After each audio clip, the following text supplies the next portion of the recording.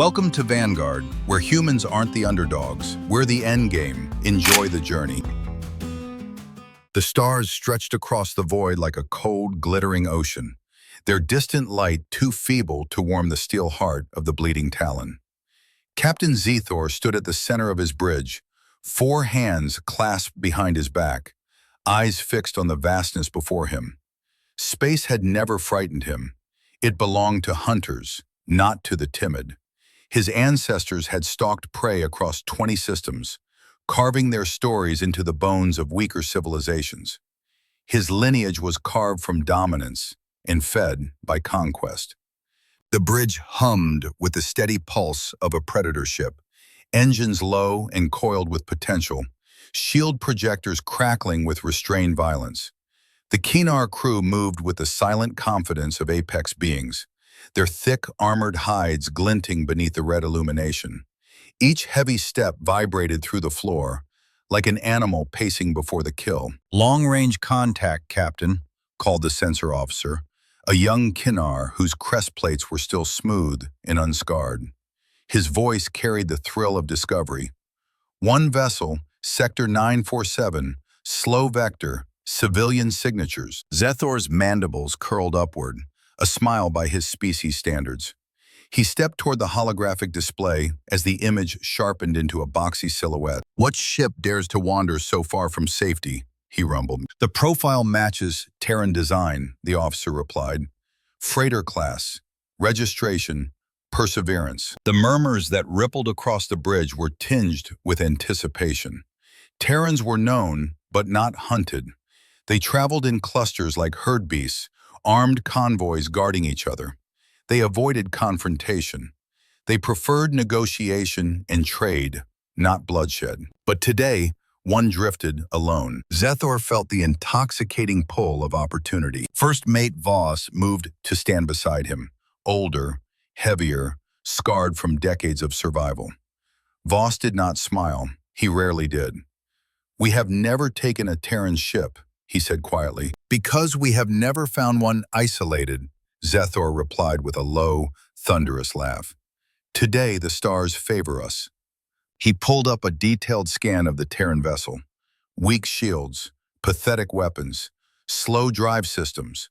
A merchant's craft, not a warrior's. "They always looked fragile," he sneered. "Soft metal, light plating. Their engines have the posture of prey." Voss did not dispute the facts, yet his mandibles tightened in unease. "Reports say Terrans are unpredictable. Their behavior rarely aligns with expectation. Reports say that about every species we hunt before we break them," Zethor countered. "Fear makes writers poetic." At Zethor's gesture, the hunter fleet shifted into formation. He listened with satisfaction as the tactical officer announced, "The bleeding Talon and support ships are at full readiness. 5 warships prepared for pursuit." "Good," Zethor said, savoring the moment. "All ships accelerate. The hunt begins." The Kinar fleet moved like a pack of armored predators, cutting through the void with throbbing power. Their hulls bore scars of old victories, their weapons capable of carving through battleships. Against them, the small Terran freighter seemed laughably outmatched. Far ahead, the Perseverance drifted along its trade route, an unremarkable vessel against the backdrop of infinity. Its white hull, once crisp with blue stripes, now bore scratches from years of service. Inside the modest bridge, Captain Elena Vasquez sipped lukewarm coffee from a dented metal cup. The scent of roasted bitterness was familiar, grounding, one of the few comforts she never let herself abandon. Her black hair was pulled back into a severe bun, streaked with silver earned during a lifetime of hard service. She was not a tall woman, nor imposing by any physical measure, yet when she spoke, her crew listened. Not because they feared her, but because they trusted her. "Captain," her sensor officer said, struggling to keep calm. "5 vessels dropping from FTL behind us. They match Kinar signatures." Elena's fingers froze around her cup. "Kinar. Hunters. Not." She placed the cup carefully into its holder, the small action hiding the adrenaline spike rushing through her veins. Distance? 4 million kilometers and closing fast. Chief Engineer Marcus Webb looked up from his array of monitors. He was tall where she was small, broad-shouldered where she was compact. His beard was 2 weeks past trimming, and his eyes bore the calm of a man who had seen too much to panic now. Pirates? He asked. No, Elena replied. Hunters. She stood, stretching her neck. Her joints popped softly. Marcus, how long until we reach the Helios debris field? 23 minutes at current speed. Make it faster. I can push the engines to 110%, Marcus said. That gets us there in 18. Do it. All hands, prep for high-speed maneuvers. The intercom carried her voice across every deck. Crew members strapped in, sealed compartments, checked tools, checked weapons. A freighter's hull might be civilian, but her people were not. 12 souls aboard, all former military, former colonists, former fighters who had survived too much to be afraid of dying. This wasn't their first hostile encounter, but even so, a Kinar hunting fleet was no small matter. In the cargo bay, massive containers hissed open, revealing not crates of goods, but forbidden hardware. Armored suits, rifles marked with Terran colonial defense, shock batons, magnetic boots, grenades. What appeared to be a trading vessel was in truth a coiled fist disguised as harmless cargo. Elena trusted her people. She trusted their experience. But trust didn't win battles, not against predators bred for war. She checked the approaching signatures again. The Kinar formation was textbook hunting posture. Wide arc, spread wings, cutting off escape vectors. They were not simply chasing her. They were corralling her. She'd seen this exact maneuver many years ago, back when she commanded a frigate, not a freighter, before it had been destroyed, before the war had spit her out and sent her limping into civilian life. Marcus, she said into the comm, status on our modifications? Mining lasers recalibrated, cargo railguns active, defensive array primed. Just say when. Mining lasers were never meant for combat, but humans had always been creative. Not yet, she answered. Let them believe we're running scared. Aboard the Bleeding Talon, Zethar watched the Terran vessel accelerate. His grin widened. They run, he said, like prey should. Shall we fire a warning shot? The weapons officer asked. Yes, show them their fate. Red beams cut through the void, passing within meters of Perseverance's hull. Close enough to intimidate, not close enough to cripple.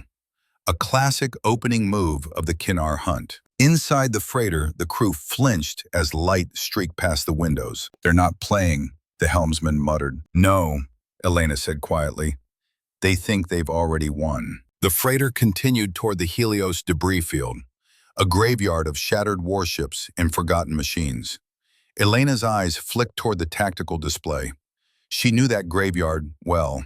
She had been there before, long enough to plant things no one else would ever notice. And today, the hunters were walking straight into it. The chase pulled taut like a bowstring. 5 hunters, 1 freighter, and a battlefield full of ghosts waiting to be awakened. Just as planned, the Helios debris field rose before them like a drifting mountain range of metal and shadow.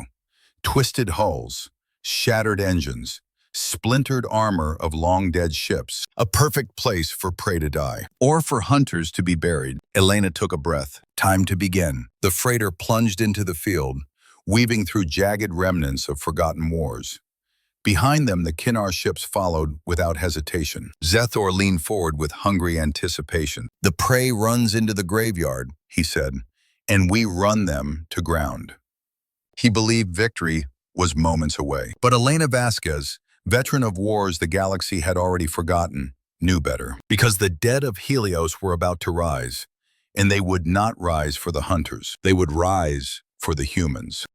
The Helios debris field unfolded around the Perseverance like the ribs of a colossal beast long dead, its bones floating in the cold silence of space. Broken ships drifted with glacial slowness, battle cruisers torn in half, fighter wings frozen mid-explosion, twisted metal that once carried thousands into battle. The graveyard stretched for hundreds of kilometers, a relic of a war fought decades before Elena Vasquez had earned her first command stripe. For most spacers, Helios was a place to avoid. The electromagnetic turbulence alone scrambled navigation systems. The jagged, tumbling fragments were capable of cleaving a hull in two. Pirates avoided the place. Trade ships detoured around it. Even militaries respected the ghosts that lingered here. But Elena had come here once before, years ago, during a desperate retreat from the colony wars. Her frigate had limped through this graveyard, using wreckage as cover while enemy ships hunted her patrol group. She still remembered the screams on the comms as the Resolute fell apart around her. She remembered drifting here afterward, alone, helping her surviving crew bury the dead. She also remembered planting explosives, leftovers from the war, into pockets of the debris as a defensive measure. The galaxy had forgotten this battlefield. She had not. Now, as the Perseverance plunged deeper into the field, the ship's running lights carved narrow tunnels through swirling wreckage. The crew tightened their harnesses as proximity alarms flared. "Watch those thruster bursts," Elena warned. "One wrong push, and we'll be part of the scenery." Behind them, the 5 Kinar warships followed without slowing. Their shields glowed faintly as they plowed through the drifting metal, deflecting fragments that would have torn smaller vessels apart. The Kinar did not fear debris. They feared nothing. Elena watched their advance on her tactical display. Perfect. They were exactly where she wanted them. "They enter the field," Zethor observed, voice thick with triumph. "The humans think the debris will protect them." Voss stood at his shoulder, mandibles pulled tight in unease. The scar running across his right eye pulsed faintly, a nervous tick he could never fully suppress. "Captain," he said low, "something feels wrong. No prey would willingly enter this place unless they are desperate," Zethor finished, "which they are. Or unless they know something we don't." Zethor scoffed. "They know fear, that is all." His 4 hands gripped the railing as the bleeding talon cut deeper into the graveyard of Helios. The twisted bodies of fallen ships reflected dimly across the hunting fleet's hulls, casting warped shadows that crawled over their armor plates. The sensor officer called out, "Human vessel is slowing." Zethor let out a low growl of satisfaction. "They tire, maintain pursuit, prepare boarding parties." On the Perseverance, Elena deliberately allowed the ship's speed to drop. The engines dimmed, lights flickered. From the outside, the freighter appeared distressed, perhaps failing, perhaps out of options. Of course, none of it was true. "Marcus," she said softly, "are they waking up?" "Just a few seconds," he replied. "Power cores dormant, signatures minimal. They still look like scrap." "Good." The crew on the bridge exchanged tense glances. They knew what she meant. They'd helped her scout and prime this field 2 years ago when they first used Helios as a covert escape route. They'd watched her mark debris clusters and label coordinates. Now dozens of objects floated silently in the void, disguised as chunks of dead ships. Old military mines, human-made, human-forgotten, human-remembered. "All hands," Elena said through the intercom, voice steady. "This is the captain. Enemy has refused communication. We are weapons-free. Initiate protocol Hornet's Nest." A chorus of acknowledgments came from every deck. Marcus entered the final command. Across the debris field, dozens of dormant objects blinked to life. One by one, their dark casings glowed faint blue as tiny thrusters oriented them toward the incoming predators. The mines woke like hibernating beasts, and the hunters did not see them. Elena's lips tightened. Cut engines, full dark. The Perseverance went cold, drifting like a wounded creature resigned to its fate. "They've given up," Zethor said with cruel delight as the lights aboard the freighter flickered out. "Prepare to extract our prize." But Voss's crest plates folded in suspicion. "Captain, it is too easy. Humans rarely surrender before negotiation. They value their cargo. Spare me your anxieties," Zethor snapped. "Our prey is cornered." He waved a hand. "All ships, move in. surround, and board. The Kinar formation tightened, the 5 warships drawing close like a noose. Their hulls slid through drifting hunks of metal as they closed around the silent freighter. Their weapons glowed ominously, ready to fire if the prey resisted. Voss exhaled slowly. "Captain, I feel it in my bones. Something is—" He never finished, because at that moment, the mines attacked. The first explosion shattered the darkness like a newborn star. A massive shockwave burst from a cluster of debris behind the lead Kinar scout. The mine tore through its shield at the weakest point, its engine cluster, ripping the ship open in a violent blossom of fire and twisted metal. The scout ship spun, screaming warning signals into the void before combusting entirely. On the bleeding Talon, Zethor staggered, eyes wide with disbelief. "What? Evasive maneuvers, now!" But the mines had already begun to converge. Faint blue thrusters ignited across dozens of disguised fragments. They moved with eerie precision, each one adjusting trajectory, scanning for heat signatures, locking onto Kinar's ships that had wandered too close. The second scout tried to outrun them. It failed. 3 mines struck it in quick succession. The first 2 hit its forward shielding, cracking the barrier. The third hit raw hull. The explosion split the ship in 2. Its remains drifted into the graveyard that had concealed its killers. Throughout the fleet, alarms blared. Crews shouted. Systems overloaded. "This is a trap," Voss roared. Zethor's pride warred with panic, but survival instinct finally pierced his arrogance. "All ships, destroy those weapons. Fire in every direction." Red beams erupted from Kinar turrets, vaporizing mines left and right. But for everyone destroyed, more emerged from the debris, streaking toward them with predatory intent. The graveyard was alive, and it had chosen its prey. On the Perseverance, Elena watched the unfolding chaos with a calm, cold focus. "Mines performing at 100%, Tactical reported. 2 enemy ships destroyed, remaining 3 scattering to new positions. "They'll adapt," Elena said quietly. "Let them. Patience wins wars." Marcus's voice crackled over the comm. "Captain, they're burning through ammo fast. We should hit them while they're distracted." "Not yet," she replied. "Let them fear what they cannot see." She stared at the tactical screen. Red icons scrambled in panic. Blue mines pursued like angered hornets. The battlefield glowed with flickering explosions and drifting bodies of metal. The hunters were bleeding. The prey was not. But the fight was far from over. The Kinar were not simply predators. They were warriors bred from centuries of conquest.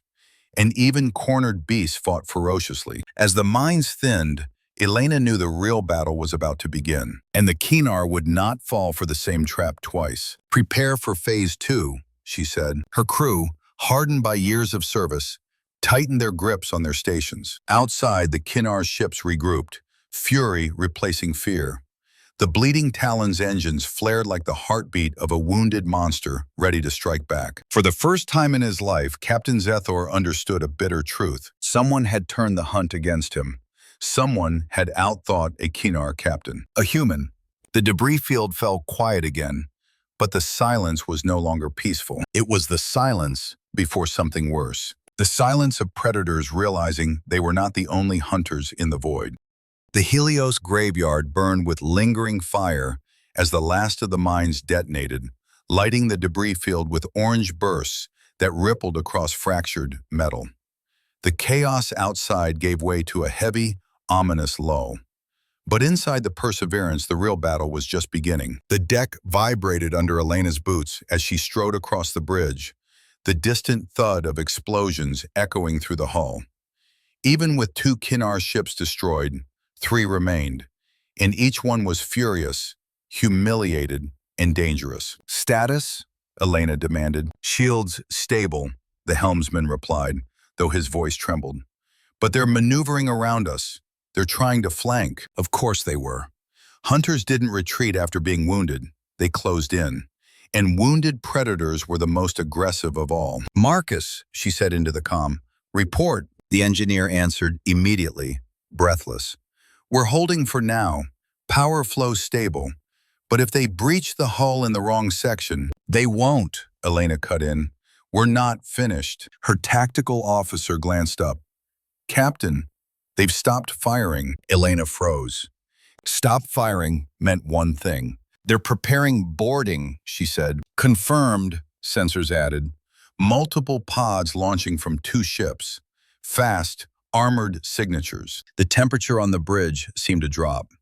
Everyone had trained for this moment, but no one took it lightly. Boarding by the Kinar was not war. It was slaughter. They're targeting Cargo Bay 3 and the lower deck corridor, sensors continued. Pods incoming at high velocity. Helm, Elena said. Rotate port side toward incoming pods. Make them hit reinforced hull plates. Yes, Captain. The ship lurched as thrusters fired, altering their angle just enough to reduce vulnerability. Didn't matter. 2 pods still got through. On the bleeding Talon, Zethor watched the pods streak toward the freighter like iron fangs. Once they breach, he growled, we will peel this human ship apart from the inside. Warriors, ready yourselves. Take their ship. Take their crew. Leave none alive unless they submit. Voss hesitated. Captain, with respect, these humans have already— I will not hear it, Zethor snapped. We lost 2 ships today. The clan will demand vengeance. We lost 2 ships because we underestimated them, Voss said softly. Let us not repeat the mistake. Zethor's mandibles tightened. Then let us end this. Inside the Kinar boarding pods, 5 warriors per vessel braced themselves as the pods screamed through the void. Their armor was thick, carved from plates strengthened through ritual. Each warrior carried razor-edged forearm blades and compact heavy weapons built to tear open bulkhead doors. They were ready for terrified prey hiding in their ship's shadows. They were not ready for what they found. The first boarding pod slammed into Cargo Bay 3 with a violent clang. Sparks showered the room as the cutting torches ignited around the pod's circular hatch. Molten metal dripped onto the floor. 3 human crew members crouched behind cargo containers, armed, armored, and unmoving as statues awaiting their moment. One whispered, "Here they come." Captain Elena's voice crackled over the intercom. "Hold your fire until the hatch drops." The pod's circular hatch finally blew inward with a deafening roar, the metal disc bouncing across the cargo bay floor. 5 Kinar warriors surged through the breach, and the humans opened fire. The entrance became a choke point of death. High-velocity rounds slammed into the first Kinar before it had even raised its weapon.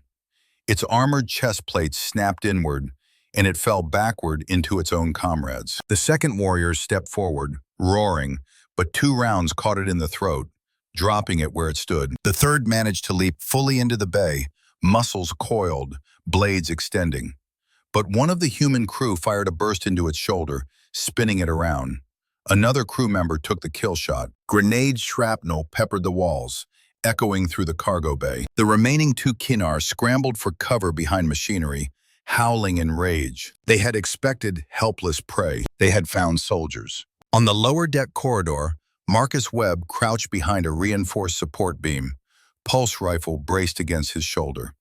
2 crew members flanked him, one a former Marine, the other a medic who had seen more combat than most frontline infantry. The boarding pod struck the hull like a meteor. The corridor lights flickered. Atmosphere hissed as the cutting torch began slicing through metal. Marcus steadied his breathing. "Set charges," he ordered. The younger Marine slid 2 small magnetic grenades to either side of the breach point. They hummed softly, waiting. The hatch blew inward. The grenades erupted. The shockwave filled the corridor with smoke and debris. But Kinar were built for resilience. 2 of them pushed through the smoke, injured but still lethal. Taller than Marcus, armored like living tanks. One lunged. Marcus fired point blank, the recoil slamming his shoulder. The round tore through the Kinar's abdomen, but it wasn't enough. The alien kept coming, blades swinging, until the medic tackled Marcus sideways, shoving him against the wall as the blade scraped inches from his helmet. The Marine fired a 3-round burst that took the alien in the skull. The second Kinar charged low, moving with terrifying speed. In zero-gravity sections, the Kinar's strength advantage would diminish. But here, with partial gravity, the floor trembled under its steps. Marcus triggered the emergency depressurization hatch behind it. Explosive decompression yanked the alien backward, slamming it into the bulkhead. As it struggled, Marcus fired once more, ending it. He exhaled shakily. That all of them? No, the Marine answered grimly. 2 more signatures. The corridor lights flickered again. Round 2. Back in Cargo Bay 3, the last remaining Kinar warrior burst from behind a stack of crates, firing wildly. The heavy rounds ripped metal apart, but the humans were faster, ducking behind reinforced containers and returning disciplined, precise fire. One crewman took a glancing hit that sent them sprawling. The medic in the bay sprinted to pull them back behind cover, dragging them by their armor strap. The Kinar warrior roared, advancing with reckless fury. Then Elena arrived. She stepped through the overhead hatch ladder, rifle already raised. Her expression was calm, lethal. She fired a single controlled burst. 3 rounds, 3 impacts, 1 kill. The warrior collapsed before it understood what had happened. Elena scanned the bay. Contain the wounded Kinar, bind them, get the injured to medbay. Her crew saluted, breathless but alive. She left immediately for the corridor. Marcus was still engaged in a brutal struggle when Elena arrived. The final Kinar warrior had forced the Marine to the floor, blade poised to strike. Elena fired once. The blade froze midair. The alien toppled sideways, screeching as blood sprayed across the corridor. Silence rushed in. Marcus wiped sweat from his forehead. Thanks, Captain. Any time, she replied. Status? Mixed, Marcus said. 2 injuries on our side. Nothing life-threatening. 1 Kinar dead here. 2 captured. Cargo Bay 3 is secure. Bridge, Elena said into her comm. Report? We're sealed. Hull integrity stable. Enemy boarding attempts eliminated.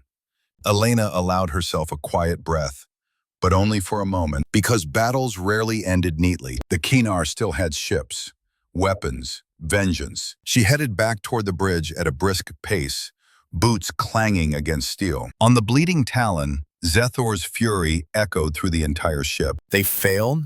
Failed? Against humans? The boarding party officer bowed his head. 3 dead, 2 captured. Zethor's eyes blazed with disbelief. Impossible! Humans are small, weak. They should have been torn apart. Captain, Voss said softly, they are not the prey we believed. They are trained. They fight like soldiers. Zethor's mandibles rattled with rage. Then we will break them like soldiers. Elena strode onto the bridge, rifle still in hand. She wasn't pretending anymore. The time for deception had passed. Seal hull breaches. Treat the wounded, she ordered. Everyone else, battle stations. Her crew snapped into motion. They're regrouping, Captain, sensors reported. 2 ships moving behind us, 1 holding distance. They're deciding whether pride outweighs survival, Elena murmured. And pride always wins with hunters. Marcus appeared on the bridge, armor scuffed with scorch marks. Captain, our ammunition isn't infinite. We can't keep fighting like this forever. I know, she said. Her eyes hardened. We won't have to. Outside the viewports, the debris field shifted with a silent drift of ancient wrecks. Explosions faded, fires dimmed. The mines were gone. The Kinar were angry. The Perseverance was damaged, and the next phase of the battle would test every fragment of human ingenuity they had left. Elena gripped the railing. Prepare for phase 3, she ordered quietly. The hunters aren't done. She glanced at the tactical display, and neither are we. The Perseverance drifted through the fractured quiet of the Helios debris field, its hull scarred, lights flickering, and engines straining under the stress of high-speed maneuvers. Smoke curled from a damaged vent near the aft section. Along the starboard hull, burned streaks marked where Kinar weapons had grazed them during the chase. Inside, the crew worked with fierce urgency.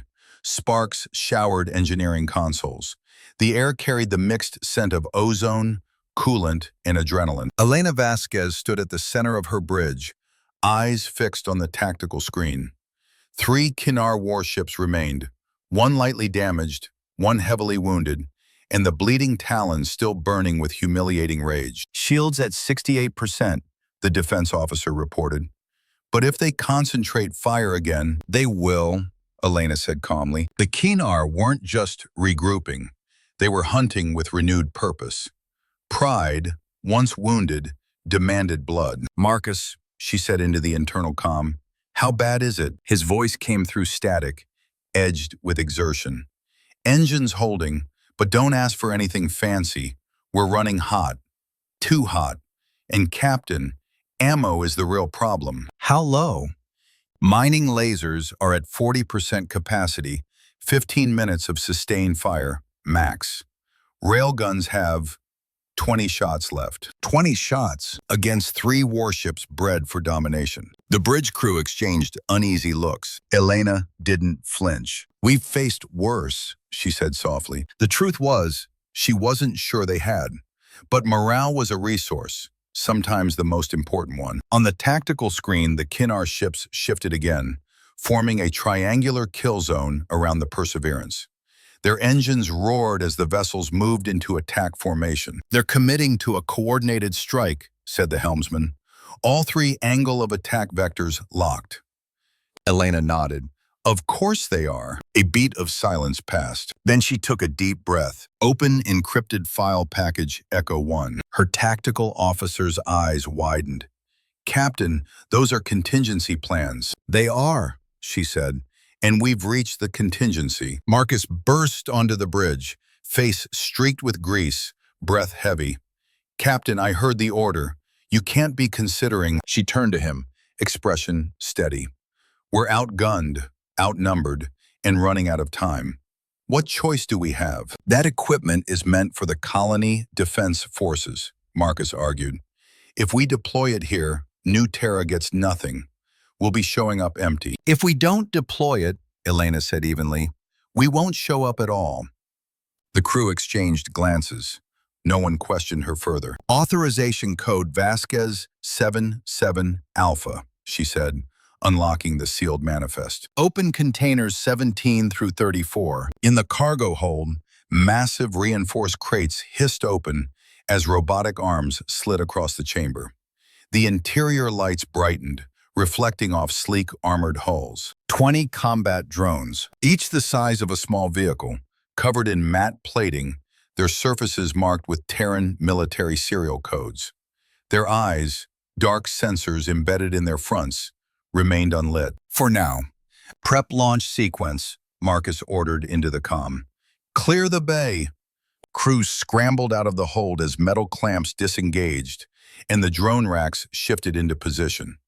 The sight was both unnerving and awe-inspiring. Human war machines waking from slumber. The Kinar had expected scavengers, traders, panicked civilians. Not this. Aboard the Bleeding Talon, Zethor leaned over the tactical display, mandibles tightened in determination. They are cornered, he said, voice low. Fire on my mark. Boss stood beside him, exhaustion etched across his scarred face. Captain, our ships are damaged, and they have demonstrated traps we did not anticipate. Withdraw. We regroup. Return with reinforcements, Zethor growled. To flee is to surrender our honor. Our clan's reputation will be shattered. And if we die here, Voss pressed, what honor is in losing every ship to a single freighter? Zethor's response was a cold glare. We attack. He turned to his crew. All ships, initiate full volley. Red lances of energy erupted from the 3 Kinar warships, converging on the Perseverance like a spear meant to end the fight in one decisive blow. Inside the Terran freighter, the bridge shuddered violently as the first volley struck. Shields at 44%, defense called out. Rotate us, Elena barked. Spread the damage. Don't let them focus fire on one section. The helmsman threw the ship into a controlled spin, dispersing incoming hits across the shield perimeter. Panels rattled. Several overhead lights burst. Weapons officer fired the mining lasers, tracing thin beams through the void. They hit the portside Kinar ship, melting a sliver of armor, but barely slowing it. The railguns boomed, firing dense metal slugs that forced another ship to adjust course. But the Kinar were pushing harder, pouring fire into the freighter with a fury born from humiliation. And the Perseverance would not last long. "Cargo is ready," Marcus shouted. "Awaiting command." Elena's jaw tightened. "Deploy." The cargo bay doors opened like the petals of a massive metal flower, revealing the 20 combat drones suspended in their racks. A moment passed, silent, tense. Then, their eyes ignited in synchronized blue light. Engines flared. "Hornet swarm launching," Marcus whispered. The drones shot into space in perfect formation, streaking outward in a rapid, coordinated bloom. They didn't move like machines. They moved like trained soldiers. Each one realigned automatically, adjusting position, receiving data from its neighbors. To the Kinar, they must have looked like a glowing constellation suddenly bursting to life. Zethor's entire bridge shook as warning sirens blared. His sensor officer's crest plates snapped open in panic. "Captain, new signatures, multiple small craft, 22, armed, closing fast. Identify, Terran drones, military designation. Captain, they are armed." Zethor's mandibles dropped open. "Impossible.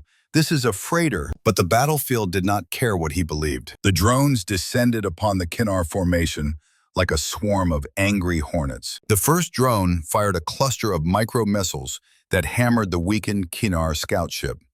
Its shields flickered. A second drone hit the same spot. A third followed, carving into its hull with rapid-fire kinetic rounds. Explosions burst across the alien vessel's surface. Its engines sputtered, choked, then died entirely. On the Perseverance bridge, Elena saw the red icon dim. "One down," she whispered. The second targeted ship swerved violently to avoid drone fire, but the swarm adjusted instantly. 5 drones pinned it in a crossfire, forcing it to rotate its shields until the generators overheated. "Shields collapsing on target 2, Tactical reported. "Focus fire," Elena ordered. "Lasers, railguns, everything we have left." Mining beams carved through the exposed metal. Rail slugs hit like hammers. The drones dove in close, firing bursts at weak points mapped in real time. The warship erupted from within as its reactor failed, pieces of glowing debris scattering in all directions. 2 down, 1 to go. Zethor slammed his fists into the console. "Get us out of range. Fire at will. Shoot them down." Weapons on the bleeding Talon blazed outward, red streaks slicing through the void. Several drones spiraled and exploded, but the swarm adapted, splitting, dispersing, reforming. A hive mind forged from Terran engineering. Voss grabbed Zethor's arm. "Captain, we must retreat now. The battle is lost." Zethor stared at the tactical display, at the drifting corpses of his ships, at the blazing swarm, at the freighter that refused to die. And for the first time in his 40 years of hunting, he felt fear. On the Perseverance, Elena watched the bleeding Talon flounder beneath the relentless pressure. "Drones still have missiles," Tactical noted. "We can finish them." Elena hesitated. The Kinar had come to kill them. They had destroyed half the ship. They had boarded. They had hunted humans for generations. But victory wasn't enough. A message had to be sent. "Hold fire," she said quietly. The entire bridge went still. "Drones to defensive formation. Do not fire unless fired upon." Marcus stared at her. "We can end this, Captain. Right now." "I know." Because destruction was simple, but strategy was power. She opened a channel to the bleeding Talon. The scarlet face of Captain Zethor appeared on screen, bloodied, furious, yet shaken to his core. Elena's expression was cold steel. "You have one chance," she said. "Leave now and survive." Zethor's breath rasped. "You defeated us." "No," Elena said. "You defeated yourselves when you mistook us for prey." For several seconds, neither spoke. Then Zethor nodded. "I will remember this. See that you do." The bleeding Talon turned, engines flaring weakly, and limped away from the battlefield. The drones shadowed it until it passed beyond sensor range. Only then did Lemon show herself to breathe. "Stand down," she said softly. "We're alive." Around her, her crew sagged in exhausted relief. They hadn't won a battle. They had rewritten a hierarchy, and the galaxy would never look at humans the same way again. Silence settled over the Helios debris field like a funeral shroud. The battlefield still flickered with distant fires, tiny embers floating through the void where Kinar warships had once prowled with predatory confidence. Now only debris remained, broken fragments, drifting bodies of metal, and the faint ion trails of the fleeing, bleeding Talon. Inside the Perseverance, the adrenaline of battle bled away, leaving exhaustion in its place. Crew members leaned against bulkheads, wiped blood from their brows, and checked on one another with shaky hands. The hum of emergency generators filled the air. Elena Vasquez stood on the bridge, her posture straight despite the fatigue weighing her limbs. She surveyed the tactical screen. No enemy signatures, no hostile pings, no signs of pursuit. Just quiet. "We survived," Marcus said behind her, voice ragged but relieved. Elena didn't turn. "We did, but now we have a different problem." Her defense officer called out, "Captain, we're detecting multiple life signs inside Kinar escape pods. Some drifting, some disabled." The bridge quieted. Kinar survivors. Elena exhaled slowly. "How many?" 42 at last count, Captain. Possibly more hidden in debris. Marcus's eyebrows lifted. 42? On top of the 2 we captured on board? 44 total, sensors confirmed. Elena closed her eyes briefly. That was a lot of warriors. Injured, frightened, humiliated, but alive. "Begin rescue operations," she said. There was a moment of stunned silence. Her helmsman spoke carefully. "Captain, these are the same warriors who tried to kill us." "Yes," Elena said, "and now they are dying." "Should we contact Haven Station first? Request guidance?" "No," Elena replied softly but firmly. "We act now.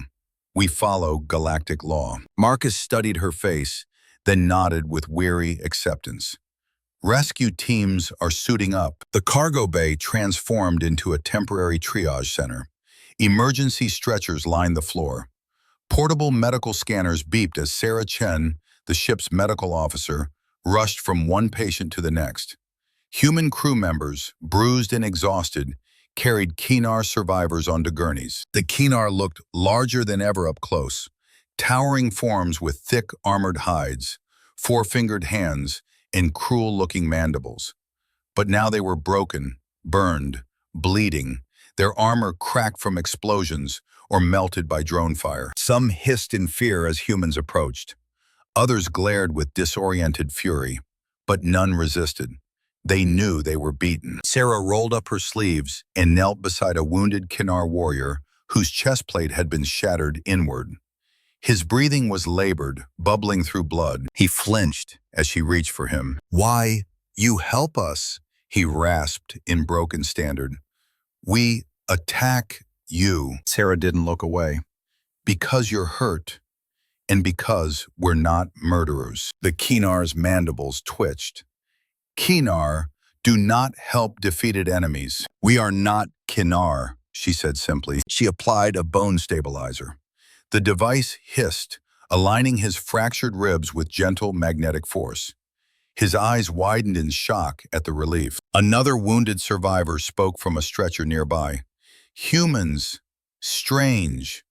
You fight like demons, kill, bleed. Yet now, you heal." "That's called compassion," Sarah replied. "It's a thing we do." "Why?" "Because you're alive," she said, "and life matters." Many Kinar didn't understand, but some listened. Back on the bridge, Elena monitored the rescue operations with tired diligence. Her eyes traced the incoming vitals from the medbay, the telemetry of escape pods being retrieved, and the drone swarm repositioning itself into a perimeter. Marcus stepped beside her, handing her a fresh cup of coffee. "This is the last of it," he warned. She accepted it gratefully. We'll resupply at Haven. We'll have to, Marcus said. We have 40 Kinar on board now. Elena sipped. The bitterness grounded her. They need to go home alive. They're the evidence of what happened here. Marcus leaned against the railing. Some crew are uneasy. Kinar killed a lot of humans during the colony wars. Yes, Elena said. And other humans killed Kinar. That's war. But this, she gestured at the medical screens, this is who we are now. He nodded slowly. You're thinking about something bigger. I'm thinking about survival, Elena said.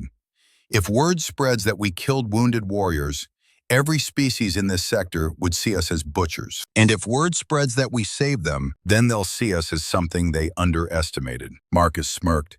Dangerous? Human. Hours later, as the last survivors were secured and the ship limped away from the debris field under low power, Elena received an incoming transmission. Captain Vasquez, the comms officer said, it's the Bleeding Talon. Elena straightened. Open channel. Zethor's face appeared on the screen. Hardened, bruised, humbled. His mandibles drooped in exhaustion. The red crest on his forehead bore scorch marks. Human, he said quietly. Captain Zethor, Elena replied, her voice firm but not hostile. My ship has reached safe distance, Zethor said. Our engines barely function. We will not return. You made the right choice, Elena said. Zethor's eyes narrowed. I have a question. Ask. Why rescue my warriors? Elena considered her words carefully. This wasn't just a conversation. It was a ripple that would travel across the stars. Because killing them would accomplish nothing, she said. Because mercy is not weakness. Because someone has to choose not to escalate violence. Mercy is weakness, Zethor insisted. Is it? Elena leaned forward. We destroyed 4 of your ships. We crippled the 5th. We defeated your boarding parties. We could have killed every survivor. Zethor's mandibles clicked together. He understood. But we didn't, Elena continued. That isn't weakness. That's control. Zethor stared at her, conflicted. The idea that mercy could be a form of power ran against every instinct of his culture. You let us live, he said softly, when you could have ended us. Yes, Elena said, because we want you to go home. Tell your people what this cost you. Tell them what happens if they hunt humans. Zethor closed his eyes briefly. When he opened them again, something new flickered within. Respect, perhaps, mixed with fear. You are clever, he said, more than I believed. Humans didn't survive our homeworld by being predictable. There is more, Zethor went on. I must understand. Your ship, was it truly a freighter or a disguised warship? Elena glanced at Marcus, who nodded permission. It's a freighter, she said. Just a freighter. Zethor's eyes widened. We modified mining equipment, converted cargo railguns, retasked drones meant for colony defense. Zethor struggled to process the scale of human adaptability. Then, every human ship could be a weapon. Every human ship is prepared, Elena corrected, for danger, for the unknown, for species like yours. Zethor absorbed that in shaken silence. How many ships do you have in this sector? He asked. Elena smiled faintly. Enough. She ended the transmission. The bridge fell quiet once more. Well, Marcus said, rubbing his neck, that'll keep him awake for a few nights. Good, Elena replied. Let him think. Let his people think. If we're lucky, we've prevented the next war. In the hours that followed, as the Perseverance coasted toward Haven Station on emergency thrust, the weight of what they had done began to settle over the crew. Some felt pride, some felt disbelief, most felt exhaustion, but all felt changed. When Elena finally addressed the crew over the intercom, her voice was steady despite her fatigue. We survived a hunt that should have killed us, she said. We protected each other. We defeated a fleet, and we saved our enemies. That is who we are. That is what it means to be human. Her words echoed through the damaged corridors, reaching soldiers, engineers, medics, and 40 Kinar warriors lying injured in their makeshift infirmary. Some of those warriors, listening through the universal translator embedded in their restraints, realized something unsettling. Their people had misjudged humans. Terribly, completely, dangerously. Elena shut off the intercom and stepped off the bridge, her boots thudding against the floor as she headed toward the cargo bay turned hospital. 40 Kinar had survived the battle. 40 witnesses, 40 voices that would carry this story into the galaxy. She intended to make sure they carried the right one. 3 days later, the Perseverance emerged from the last dust cloud of the Helios region, limping toward Haven Station like a battered veteran returning home from a war no one expected it to win. The station floated ahead, an immense structure of silver rings and latticework, rotating with elegant precision. Thousands of lights shimmered across its hull, reflecting the glow of nearby stars. Ships of dozens of species drifted nearby, slender Vex corvettes, bulky Wron freighters, crystalline Hesh transports, and even a few sleek diplomatic vessels belonging to the Republic. It was a beacon of trade and neutrality, a crossroads of civilizations. And today, it was about to witness a story that would spread across every corner of the galaxy.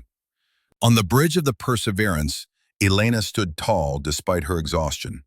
The crew gathered at their stations, uniforms patched, armor dented, faces drawn but proud. "Haven Control is hailing us," the comms officer said. "Put it through." A chittering voice came across the speakers, distorted slightly by the universal translator. "This is Haven Station. Vessel Perseverance, you are showing extensive battle damage and multiple anomalous power signatures. Do you require emergency assistance?" Elena answered clearly, "This is Captain Vasquez. We require docking and repairs. We also have 43 survivors from another species who need to be returned to Kinar authorities." Silence followed. Then, "Survivors? 43? Captain, is this a conflict report?" "Yes," Elena said simply.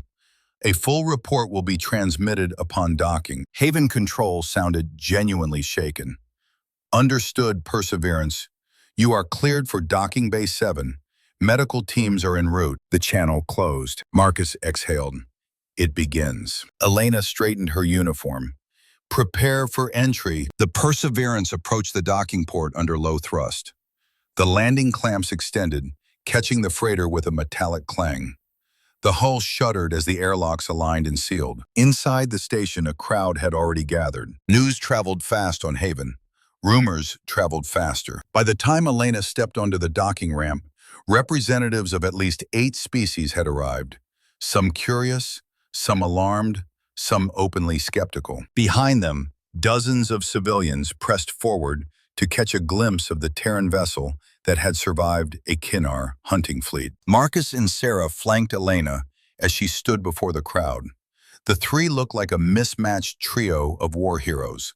One tired captain, one grease-stained engineer, one medic still wearing blood-spotted gloves. Docking security cleared a path. Then, behind them, the cargo bay doors opened. One by one, the Kinar survivors emerged, bandaged, limping, supported by human crew or walking under their own power.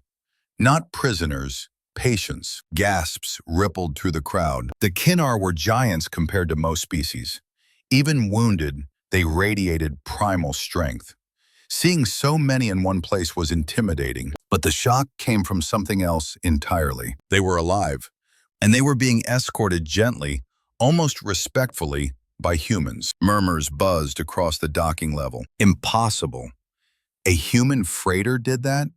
They fought a hunting fleet? Those giants lost to them? Is this a message? It was a message. The galaxy just didn't know how to read it yet. Among the crowd stood Captain Zethor. He had arrived at Haven a day earlier, his crippled ship towed by a neutral assistance vessel. He had been granted temporary diplomatic status, partly because the station didn't want a Kinar hunter dying on their docking ring, and partly because no one knew what else to do with him. When he saw his surviving warriors exiting the Perseverance, some leaning heavily on human shoulders, some with fresh medical grafts where shrapnel had torn their scales. Zethor froze. His mandibles twitched with conflicting emotions: relief, shame, anger, awe. He stepped forward. Elena met him halfway. The crowd parted like water, all eyes locked on the two captains, the hunter and the human who had turned his hunt into a nightmare. "Captain Zethor," Elena said formally, "I return your warriors to you. They have been treated for their injuries and given appropriate care." Zethor looked past her at the survivors, studying their condition. They bore wounds, but also clean sutures, sealed fractures, and pain-suppressing implants. They lived because humans had chosen for them to live. "You kept your word," he said. "Humans usually do." Zethor inclined his head slightly, a Kinar gesture of respect rarely given to enemies. Then he turned to the crowd behind him, aware that dozens of recording devices were capturing every moment. "My warriors will speak of this," he said. "They will tell our clan that humans fought with the strength of hunters, but showed the restraint of leaders." Elena nodded. "Make sure they tell it truthfully." The station buzzed with whispers. Diplomats exchanged uneasy glances. Merchants adjusted their risk charts. A few species, particularly those who had once eyed human trade convoys with predatory interest, looked suddenly pale. The galaxy was changing, and they all felt it. After the handover, Zethor approached Elena once more. "I must know something," he said, his voice quieter than before. "Your ship, was it truly a freighter?" Elena gestured for him to follow. She led him back into the Perseverance, into the cargo bay where the drone racks stood empty. She showed him the modified mining lasers with their scorched housings, the railgun launchers repurposed from colony supply mechanisms, the patched armor, the improvised wiring. "This is what we had," Elena said. "Nothing more." Zethor ran a hand over the mining laser's casing. "These are crude modifications." "Desperate modifications," Elena corrected. "We are not a warship. We just refuse to die." Zethor turned to face her fully. "You beat us with tools." "No," Elena said, tapping her temple. "We beat you with this. The tools just helped." Zethor fell silent. He placed a forehand over his chest, a warrior's sign of honor in Kinar culture. "You are a worthy opponent, Captain Vasquez. I am glad I survived to say this." "I'm glad you survived to warn others," she replied. He understood. This was never vengeance. It was never cruelty. It was a message woven in blood and restraint. "Do not hunt humans. The cost is too high." Zethor left the ship with his returning warriors. They walked behind him in humbled silence, bearing the weight of a defeat they would carry for years. Over the next week, as the Perseverance underwent repairs, the story spread like wildfire. Station information brokers sold details of the encounter across their networks. Alien reporters clamored for interviews. Merchants updated their defensive protocols. Some species reconsidered decades-long stereotypes about the quiet, adaptable, stubborn creatures called humans. Elena granted only one major interview to a multi-species news outlet known for interstellar objectivity. She sat beneath studio lights, still wearing a patched uniform, hands folded calmly. The interviewer, an avian being with shimmering feathers, spoke with curiosity sharpened by disbelief. "Captain Vasquez, many are calling this incident an example of human deception. They say you disguised a warship as a freighter." Elena met the camera directly. "The Perseverance is a freighter," she said. "We were conducting legal trade. We were attacked without provocation. But you carried military-grade weaponry. We carried mining equipment we modified for defense. Any species traveling through dangerous space would be foolish not to prepare. And your crew, all trained for war? Most human spacers are veterans," Elena said. "Our homeworld is dangerous. Our history is dangerous. Preparation is survival." The interviewer tilted its head. "Some say all human ships are potential warships." Elena allowed a faint smile. "All human ships can defend themselves. That's different." She leaned slightly forward. "The galaxy should understand this. Humans are not predators. We're not conquerors, but we are survivors. And when threatened, We respond with everything we have. The clip went viral within hours. On some worlds, it was played as a warning. On others, as admiration.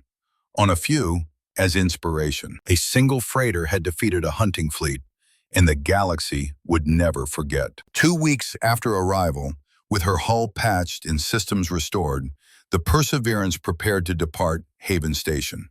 The crew stood at their stations, renewed and steady. "Haven Control," Elena said. "This is the Perseverance requesting departure clearance." "Clearance granted, Captain," came the reply.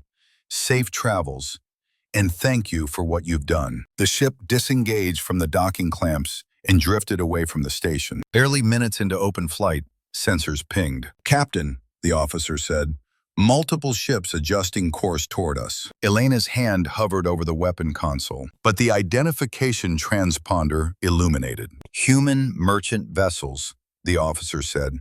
"6 of them. They're forming a convoy." Communications lit up. "Perseverance, this is the cargo hauler New Dawn. Heard you had a rough time. Thought you might want company." "This is the Bright Horizon. Mind if we join the ride?" "Transport Star Chaser reporting in. Room for one more?" Elena's eyes softened. "New Dawn, Horizon, Star Chaser," she said.